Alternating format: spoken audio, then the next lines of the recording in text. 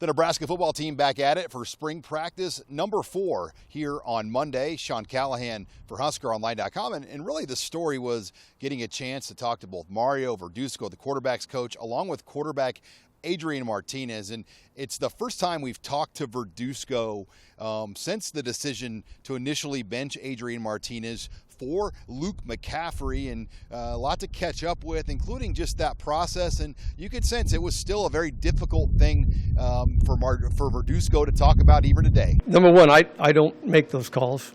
Those are Coach Frost's decisions. He asked me what I thought, and I told him what I thought. And I told Adrian the exact reason why it needed to happen. But, you know, y'all have children.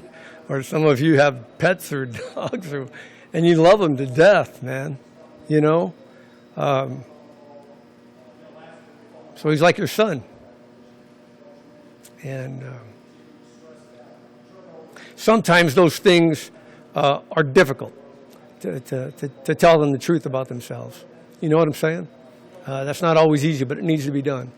And that part of the, if you will, the 4 domains of learning, that affective domain part sometimes can be the most difficult of things, just in terms of the communication, the things that you are required to say.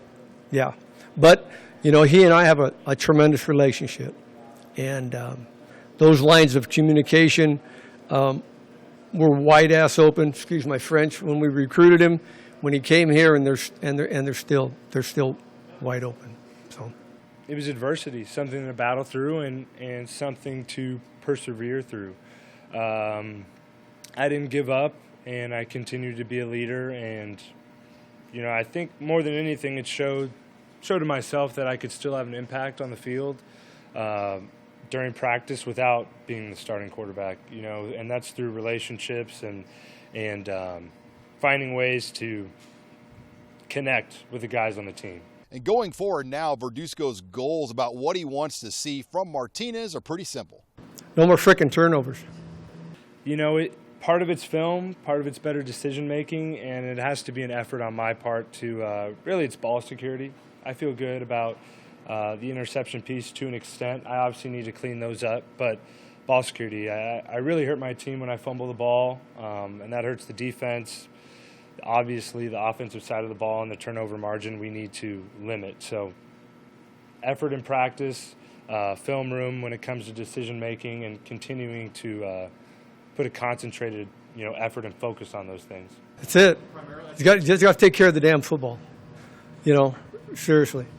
I know Coach Frost mentioned the Rutgers game was probably the worst game and the best game I've ever seen. You know, if he can eliminate the turnovers and take care of the football, and if he truly cares about his teammates, like I know he does, evidenced by his behavior, you know, at the Penn State game, right? So if he cares about his guys like I know he does, then, you know, take care of the ball. You know, those guys on defense don't want to see turnovers. I don't want to see turnovers. Coach Frost absolutely does not want to see turnovers. Martinez has also used this offseason to get his body right. You know, after the Rutgers game, if the Huskers were to play in a bowl game, there was a pretty good chance Martinez may not have been able to even play, but he's used this time to heal, rest, get stronger, and get faster. You know, if it was a week later, who knows? I think I could have found a way to play, but I was pretty beat up. It was, you know, from a season and then also that game, the game itself, I wasn't in the best of shape, but, you know, who knows? Finding that big play element in the offense will be a priority, and it appears the Huskers have one guy that's going to add to that, and newcomer Samori Torrey. He's real level-headed. You know, I think he's an experienced cat, and he knows what he's doing on the football field. And he wants to learn and wants to be good. You know, he wants to be good on this team and do big things, and you can tell right away. Running back continues to be a wide-open position battle. We talked with Ryan Held, Nebraska's running back coach, about where that group stands.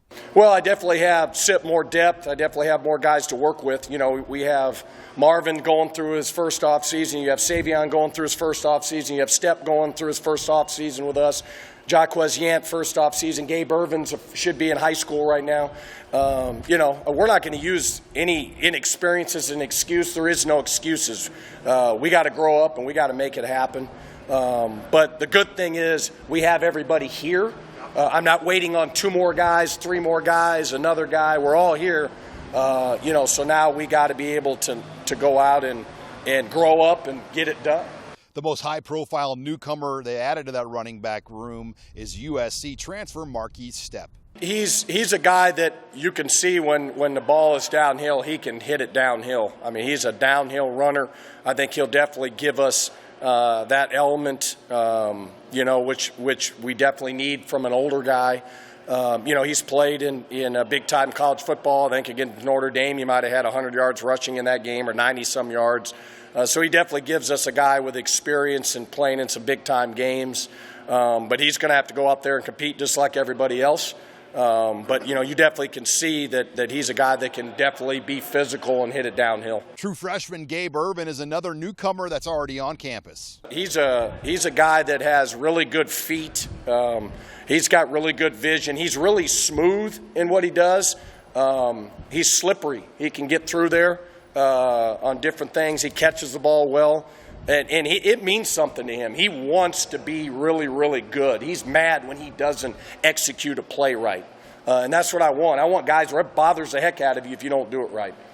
We caught up with both Nebraska's starting tackles as well here on Monday, as both Bryce Benhart and Turner Corcoran checked in here for the first time this spring. I would say as a freshman, I had some really good games and then some learning experiences to build off of those average games.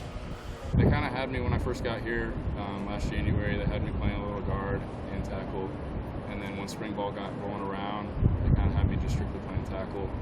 So that's kind of when I figured out things and got rolling with it. Well, G has a big thing now, detail, explosiveness, and anger, which last year I could say I didn't really have a whole lot of anger and explosive and not a whole lot of finish. And for Corcoran, this spring has been a nice springboard after the Rutgers game where he made his first collegiate start. I thought it was huge just because to get that confidence rolling, to get that first game under, and just to feel, how the tempo of the game is going to go for an entire game, not just 8 snaps during an Illinois game and then an Ohio State game. So it really felt good to get out there for 6 snaps. Did it do something for your confidence to know that you could do that? Definitely. I felt like I could hang a little bit with the big boys in the Big Ten. And, from here on out, the ball's only going to help me get bigger and stronger. And then finally, Nebraska's tight end position, even with the loss of Kurt Raftal, is maybe one of the deeper and more experienced positions on this offense. As both Austin Allen and Travis Vokolek return, you have the nation's #1 tight end in Thomas Fedoni, and we did catch up with Vokolek here following Monday's practice. Good. We've got a big playbook that they're trying to learn. So those guys, they're busting their rear ends every day, and they're developing, and they're gonna be great players. So, anything stood out over the first week? Yeah, they're the way that all of them are learning the playbook. When I first came in here, it took me a while to figure out all the plays, and Coach Beck and Coach Mario are helping those guys with extra stuff, and they're picking up pretty quick. So. And as for red-white ticket sales, Nebraska has sold just under 24,000 as of Monday morning. The limit sales to between 42 and 43,000. Reporting here in Lincoln, I'm Sean Callahan of HuskerOnline.com.